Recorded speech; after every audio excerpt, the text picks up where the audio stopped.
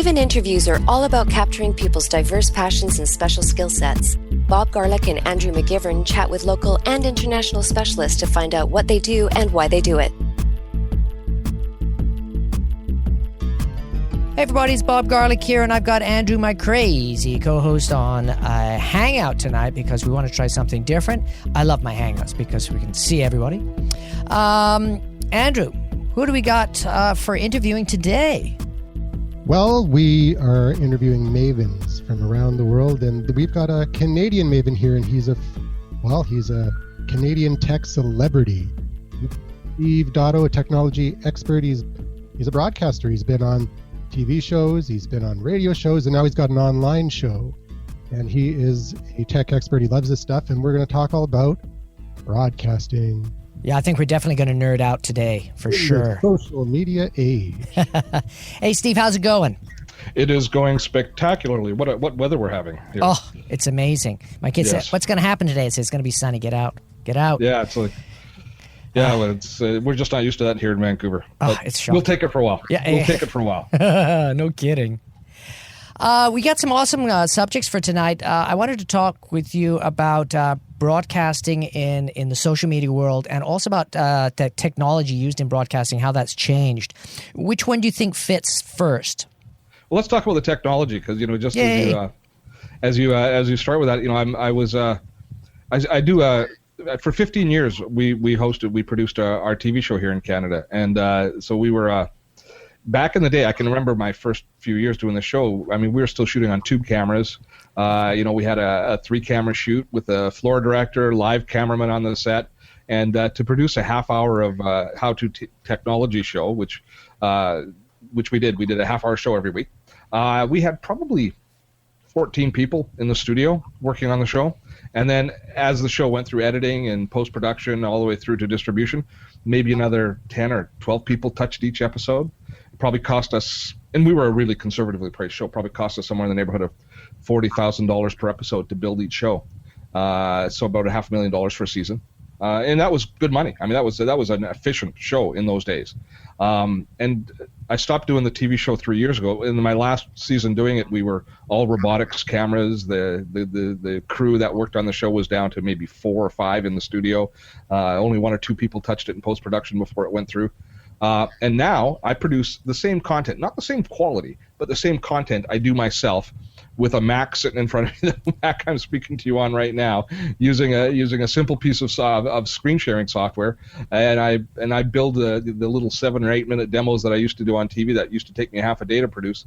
I do them in about 2 hours by myself. Now the quality is not quite as good, but the content is the exact same. Isn't that amazing? Well, at the end of the day, it's as long as you got good audio and you got relatively okay video, it's the content. I mean, if you got crappy content, it doesn't matter how good your production is.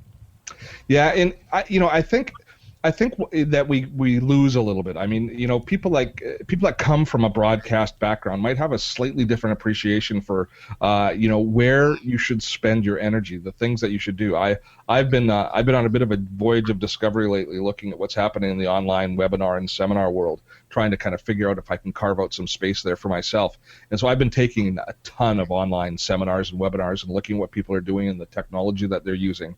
And they do a great job with content, but they could pay a little bit of attention to the visual side. They could spend a little bit of attention to just the broadcast side of the story, and a little bit of extra attention to detail there would probably up the ante a fair bit as far as the overall feel of quality of their product. Yeah, I agree with you. As a podcaster that does audio, Bob and I do the Bunker Show, and we do take audio fairly seriously. Yeah. And but you've got all these other platforms out there like Blog Talk Radio who encodes your audio files at less than AM quality. Yeah. It sounds horrible, and if you're trying to listen to a Blog Talk Radio show while you're on public transit or on a busy street, you just move on to the next show. So I agree that you do need to have at least a minimum standard of quality, but at the same time, I don't think that what you're doing is really, it's not $40,000 $40,000 less valuable than what you used to. Well, I don't know what the dollar value is. I mean, I certainly don't make the same kind of money off of the shows that I did. As now it's a little bit of AdSense revenue attached. But it sure gives me a lot of control. It allows me to, bang off something, the day it happens. A new Google released their new tabbed interface in Gmail. What was that, about 8 weeks ago? And I had a video up on that within, a day. As soon as I kind of figured it out myself, I was able to put a video up. That kind of responsiveness is, that there's a lot of value there that, we didn't have back in the day. Well, it definitely changes the response time for sure. And I think the quality that you get these days with this production value that is totally adequate for the way it's being streamed, mostly on YouTube. I think people experience stuff and on their little tiny portable devices. It's all about great, relevant content that has value. So for a broadcaster that's been, doing it for a long time, how much time are you spending researching and finding out the topics compared to actually producing? The topics tend to fall in my lap for the most part. You kind of look at that, as apps are being released, or just the incessant flow of social media, that river of information flowing through Twitter and through Facebook and through LinkedIn brings all of the issues into focus pretty quickly and pretty sharply. Figuring out the software is pretty much the same. It's just kind of diving into the software and making sure you go a couple of feet deep. One of the challenges I think we have as a society is the disposable nature of our technology. The fact we've got all this free or freemium software means that we, typically speaking, people who try out software and try and use different apps and stuff like that, don't engage with the software to the level that they used to when they used to have to buy a piece of software. And I think there's a net detriment to us for that reason. There's a perceived value. If you get a free piece of software, if you're looking for a new task manager and you download Asana, which is an amazing task manager, but it's free. It's free for up to 30 users. It's an amazing deep application that's free for up to 30 users. So you try it out and you don't figure it out in the first 5 hours. You go on to the next thing. Now, so the pursuit of productivity gets in the way of actually getting anything done in that particular case. And so the bottom line for the end user is they never manage to master any one particular piece of technology or one particular piece of software because we're too busy flitting from one piece to another. Now I know we're supposed to be talking more about the broadcast tools and all that sort of stuff, but the idea that we don't engage in technology to the depth that we used to is I think something that really costs us a lot. And in our space here, doing podcasting and doing video, we've got a lot of people that just buy a USB microphone and record it in iTunes or record it in GarageBand or record just using the very surface level of Audacity or something like that. Never bother looking at the little things that turn an okay product into a quality product and not understanding downstream what it means to people listening. We're trained to enjoy good quality. We appreciate good quality video. We stay with it longer. We learn more from it. Good audio is restful to listen to. It's not work. You were talking about the degrading of the audio signal, and if you listen to it on public transit, the reason people don't want to listen to it in that particular case is they have to work hard and think, and all that extra processing power that has to go into trying to figure out what they're saying and trying to interpret it amongst the background noise or if it's not clear. That all goes away when we can produce a high-quality audio or high-quality video product that's well-framed and well-explained. For me, my biggest things that drive me crazy when I look at other people's work, if it's good quality content, and I see that they've missed the boat, is sound, as we've talked about, but spending a little bit of energy on lighting. Just lighting. Even just in this particular environment we're in today, a couple of cheap lamps, just thrown on you that just bring you out of the background a little bit. What a difference it makes. And it drives me crazy when it's not there. Well, do you think that's because people aren't conscious of it? I was hiking with some people, and they say, "Bob, what's the secret to photography?" And I say, "Being able to see light." And they say, "Well, what does that mean?" I said, "Well, if you look at this scene in front of you, you don't see that there's this light, and that light is brighter than the light around it. You say, oh yeah, there's light there, but you don't comprehend it. And if you don't comprehend it on a technical level, you don't say, okay, I'm going to stop down my camera to balance for that light, and the rest of the forest is going to go dark, and it's going to make this wonderfully moody shot. You're just going to get an average shot on auto that looks terrible." Yeah. So, It is. People don't appreciate it. They don't know how much effort goes into doing it right because they've never done it right. You know, back in the day when we did the TV show, we were in a controlled environment, in a studio that, 3 weeks before we started recording the show, the technical crew moved in, they built the set, and then for a week before the show, they lit the set. And I'm sitting there in the studio working away on stories, working away on my demos, and I'm getting called into the studio 3-4 times, sometimes a day, to stand here, move over here, walk this way, because they want to see how it looks. And there's no cameras running. It's just the tech looking at the lighting, looking at shadows, looking at glare, looking at how even the lighting is in the effect that they want. And then I'd go away and then come back tomorrow. And then after all that preparation, when we're recording, we would spend at least, out of an 8-hour shoot, an hour and a half waiting on lighting, changing things around, switching up the lighting a little bit, tweaking it.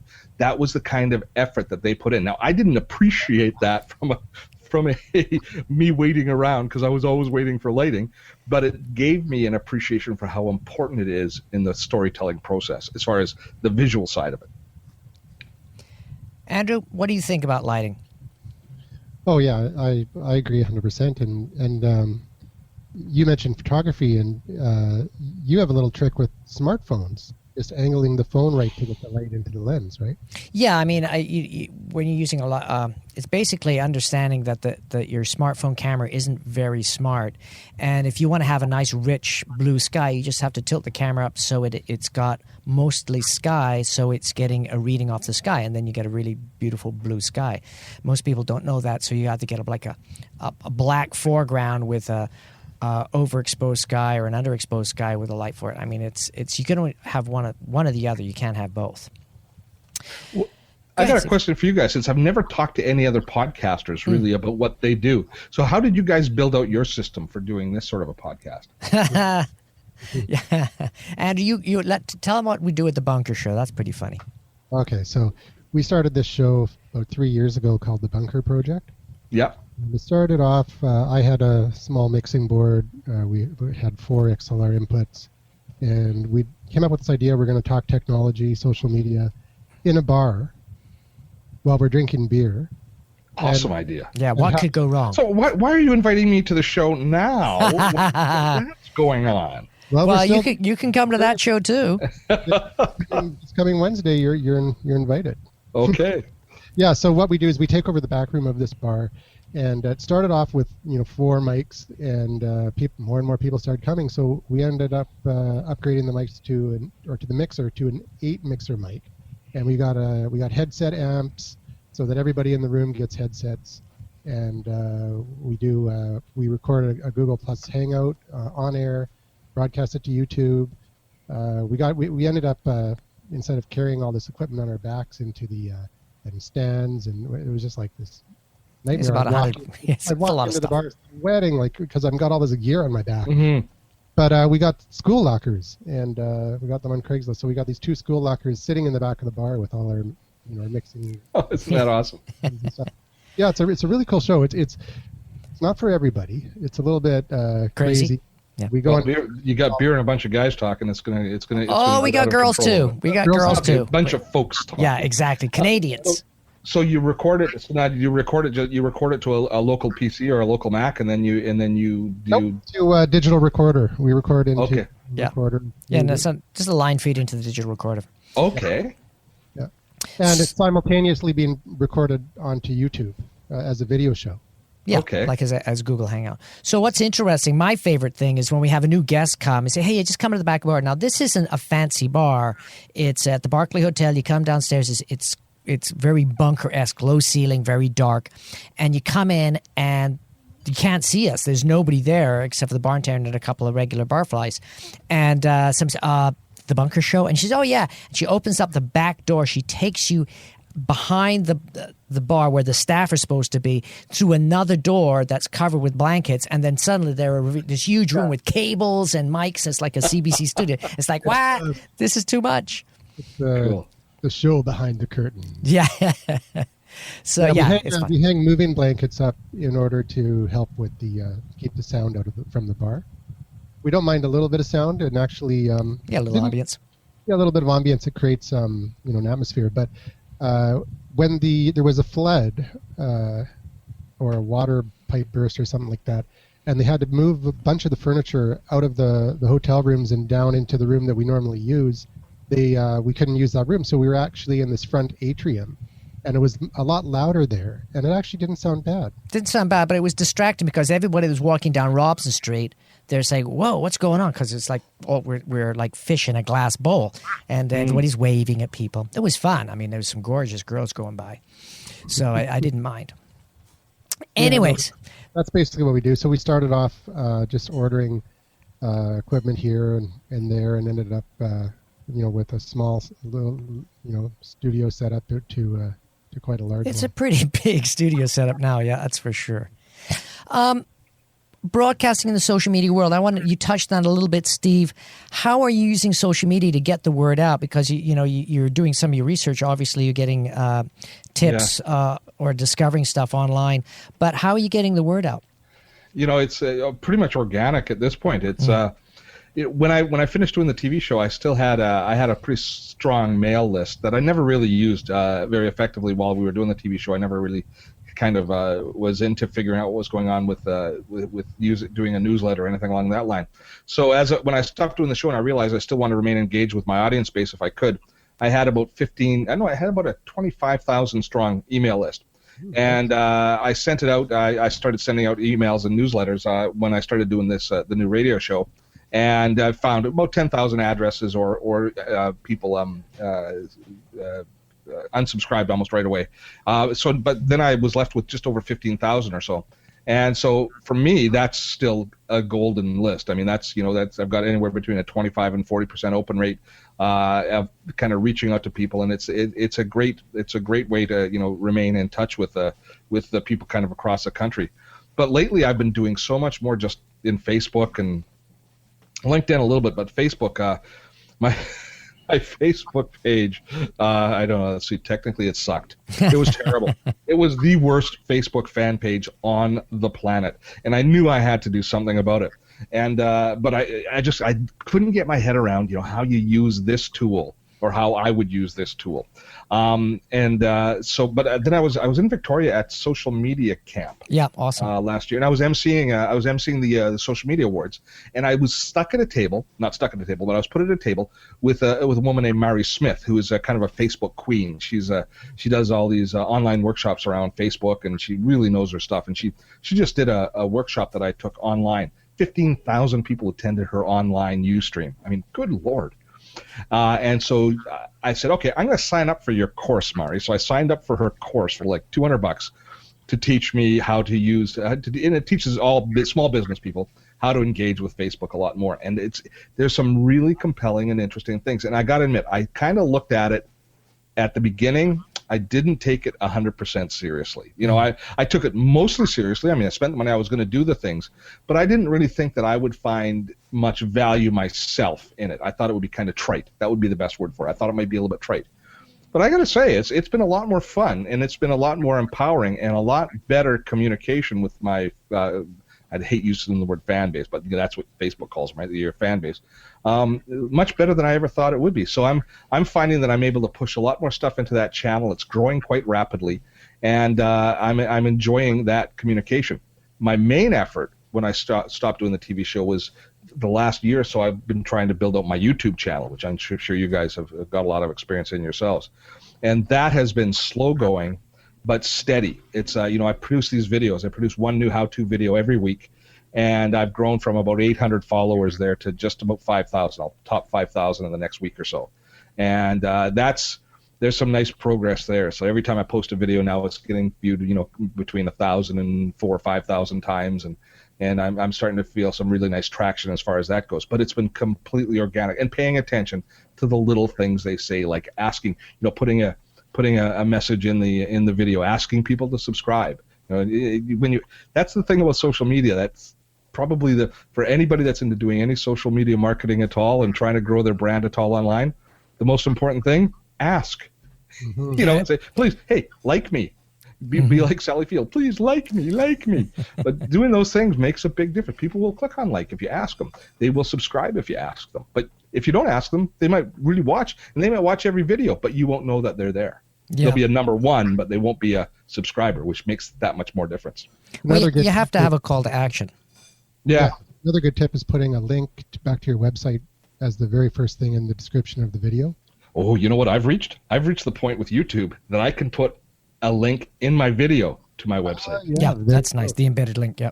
Yeah, I don't know. There is. It's only the very special people that get to do that. Not everybody gets to do that, but I must be better than the rest because now I'm allowed to. But holy cow, I was with another Vancouver guy that does some really good stuff online. His name's Brooks Duncan. He does all of the paperless office stuff. Brooks he understands paperless office and all those scanners and all that technology like nobody's business. And we were doing a workshop together in Victoria. And on the way back was when I got notified that we were on the ferry on the way back, and I said, "Hey, Google just sent me an email saying that I can now do embedded links." And he goes, "Well, I've had that for about 2 weeks." He says, "But I can't figure out how to do it." So we sat down on the whole ferry ride on the way back, and we basically tag teamed our way through it because it was not an easy process to set it up.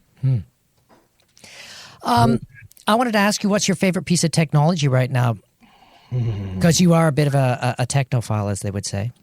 What do I really like right now? That's a darn good question.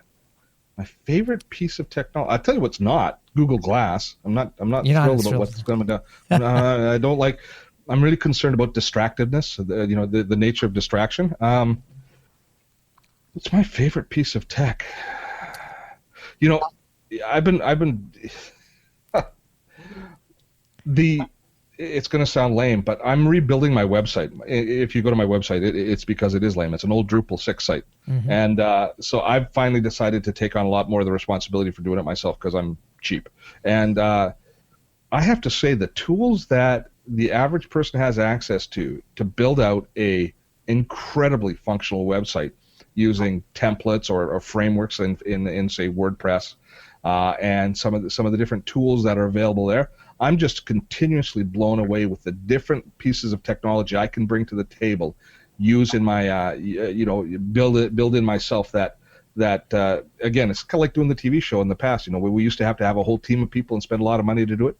You just spend a little bit of time, work on it, you can do it yourself.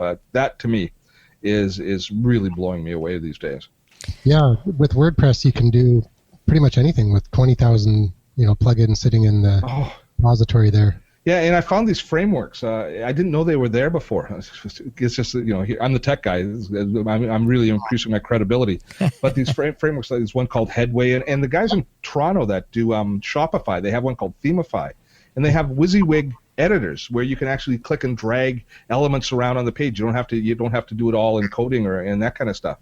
That is making it very approachable. I'm pretty impressed with that. I tell you, the one tool that I've just really enjoyed using a lot is a ticketing piece of software called Eventbrite. I don't know if you guys have ever used it, but Eventbrite to me, wow, talk about a democratized a product that levels the playing field for booking any sort of events. And I see its application everywhere from high schools using it for their sporting events, gaining control over people coming to. I was using it for live workshops. I'm helping a small theater company in Vancouver out, and we're using it for all of their ticketing now.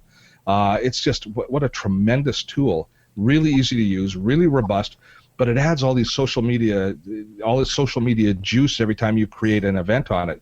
That's pretty impressive. So that to me is a tool that I've gotten a big kick out of as well. So more than hardware, hard for hardware to excite us anymore, isn't it? I mean, because it's all pretty darn good. It's different software tools that I say, wow, what a cool tool. It just allows me to do so much more than I ever thought I could do on my own. We actually use Headway for the Maven Interviews podcast or site, and also Uncensored Social Underground for the Bunker Show. Okay. Lots of flexi. Oh yeah, it's so cool. Well, it makes it so what you do yourself and how you can modify the site and maintain the site yourself is off the charts. I mean that's what a difference to the old days. When you were trying to build stuff in HTML or whatever, right?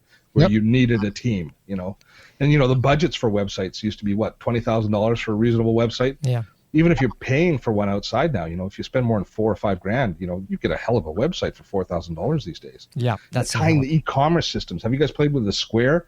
The Square Reader for one.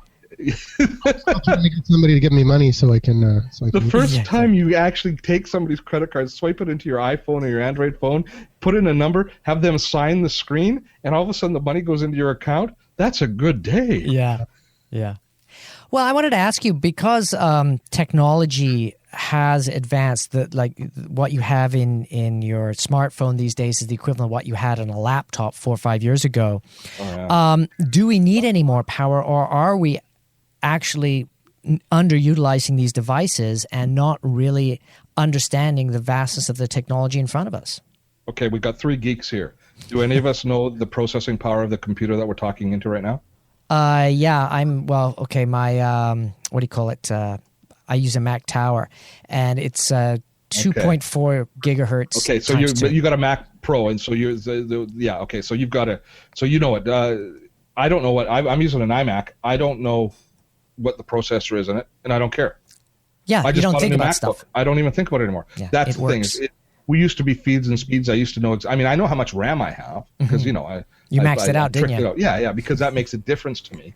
But that's not power. That's storage, and that's convenience. I don't know the processing power of it, and I was at Samsung the other day, and they were showing me a bunch of their new notebooks. They're just awesome looking notebooks, and they're telling me the feeds and speeds, and it's just like it's Charlie Brown's teacher. Wah, wah, wah, wah, wah. Not that I don't respect the guys at Samsung. It's just I don't care about the feeds and speeds anymore. Yeah. Okay, well, let me look at the screen resolution. Show me what the ports are. How does it integrate with your other products in the line? Those are the things that make a difference to me. It's dual boot. Cool. It's the first dual boot computers I've seen off the shelf that boot in Windows and Chrome. Mm-hmm. Wow, that's a different take. I noticed those things. Ask me what the processor is. Couldn't tell you. I don't even know the manufacturer of the processor. Well, it's. I think what it is it's stopped to become technology. And it's become an appliance. It's just like we perceive our fridge and our toaster. You go to your fridge and you say each fridge has a number like an 860 or 640 for the amount of energy that it uses in a year. And if you're buying a fridge, that's a pretty important number, but not a lot of people know that. Same thing with laptops and portable devices. A lot of times you get it because your friends got it. If you're techie, what type of phone? Do you have, like an iPhone or an Android phone? I've got a couple of phones. I've got a BlackBerry Z10, and my main phone is an iPhone. Yeah. Yeah. So, and I've got a Nexus 4, and it's fine. It does amazing stuff. So it's not like you have to buy all the same. Yeah, Andrew with his 4 phones. Never try and call Andrew. It's a nightmare. If you want to send him a text, what's your 4 phones, Andrew? What was the next only 3. It just looked like 4 because I have the case flip. Flip. Okay. But still, 3 phones. The Z10, the iPhone 4S. Yes. And I've got the LT. I had an HTC phone, but it died, and I've got the LG LTE phone right now too. Well, the one thing that the reason I won't switch off the iPhone is nobody else has come up with as good a tool as Siri. And I know Siri's kind of been, poo-pooed around a bit, but I don't like typing on any keyboard anymore. And Siri I use dictation all the time. I use dictation on my computer now too. I dictate almost everything I write using the voice dictation in the Mac and using Siri. And that is, the BlackBerry, the Android devices, none of them do as an efficient job in the voice recognition as you can do in iOS. And that's why I've got the 4S. I paid to upgrade from the 4, and I'm not going to bother upgrading to the 5. I'll wait till the next one. You'll have to upgrade all your charging cables and adapters. At some point, yeah, that's a pain in the butt, isn't it? Oh. But there's also a really cool app for iOS that they don't have. Well, there's apps that they don't have, but it's called Boss Jock Studio. Have you heard of it? No. What it is it's put out by the same owners of Libsyn, which is a the is that who hosts your podcast? Yeah, not this one. We're using Blueberry for this one, but our Uncensored Social Underground Bunker Show is Libsyn. Okay, I'm on Podbean. I use it, which is Canadian, based in Montreal. Yeah, they're good, but they're also nuts. These guys, they upgrade their servers in the middle of the day. They did it. I'm going, what the hell are you doing? Well, maybe most of their customers are in Europe. It could be, it could be. I mean, they've recently updated their interface, and it's really nice. It used to be pretty clunky. The problem here's a tip for anybody that's listening and thinking about doing their own podcast, and you guys will know this. Number one rule when you start doing your own podcast is you really do your research before you decide your podcast provider, because making a change at any point after you started your podcast might be the hardest thing you ever do. Yeah, it's serious. Especially if you use all you can eat, everything done for you service, they then own your RSS feed. So I did until 2 weeks ago. I did my own RSS feed. I would code it myself. Wow. I sucked at that. I would make a lot of mistakes. And so it wasn't until Podbean upgraded their service that I said, okay, I like how it's coming together now. So now, although, the world of iTunes mysteries, you guys can solve this one for me maybe. I can't. Right now, I have 2 identical iTunes feeds up. I don't know how. You go and look Dotto Tech Radio. There's 2 of them. They look the exact same, but only one of them is updating all the time. The other one updates sometimes. Could somebody explain that to me? Oh my God, no. Well, you committed 2 feeds. So there's 2 somewhere. There is 2 XML files floating around that iTunes is looking at. So I very gingerly sent an email to iTunes saying, here's the 2 feeds. This one's good. This one's bad. Can we get rid of the bad one without getting rid of the good one, please?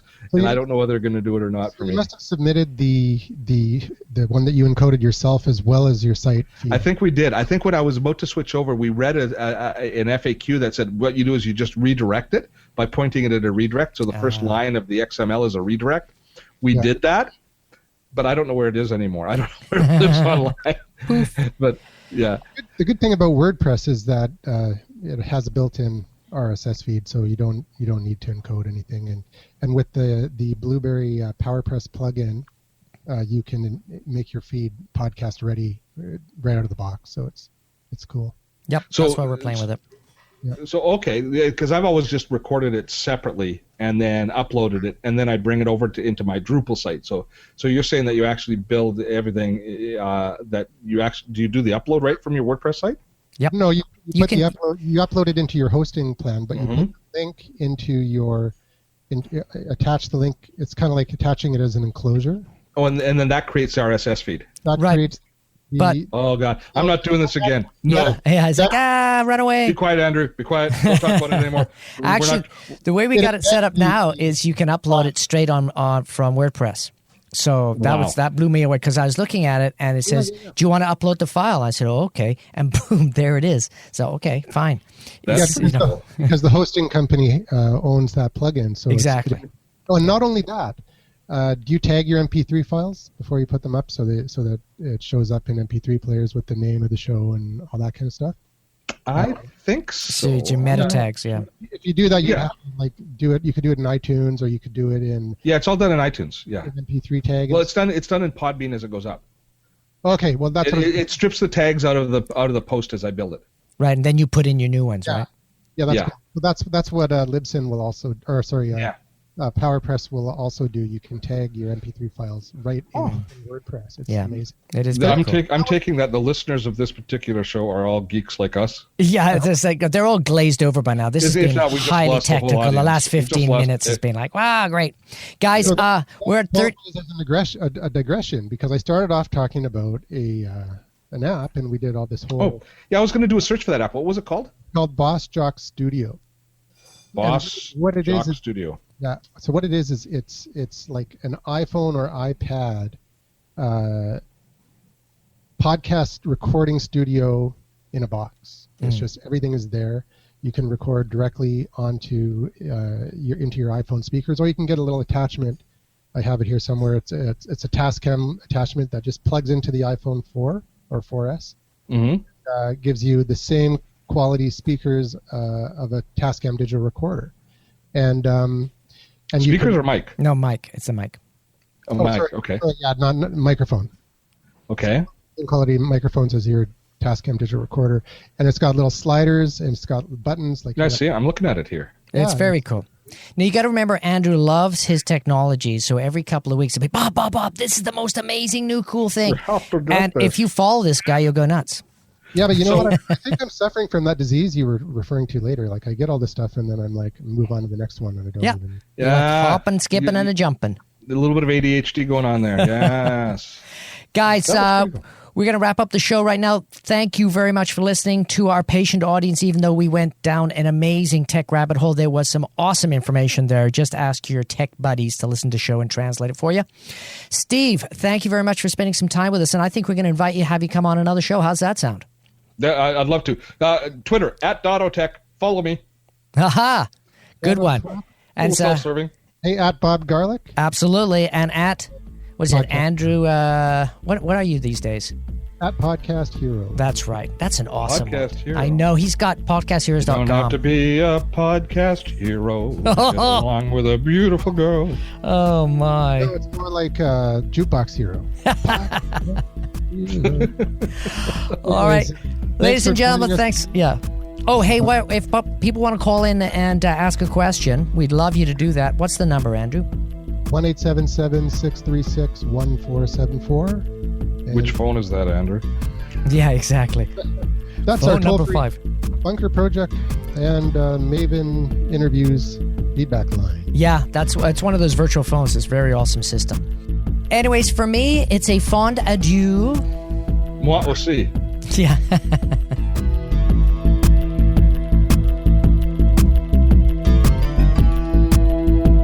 We hope you enjoyed the show, and I'm sure you will love our next guest. But until then, visit the website at maveninterviews.com for more information and links to iTunes, Twitter, and other social media platforms. If you would like to leave a message, please call 1-877-636-1474. You never know, it might be you featured on the show.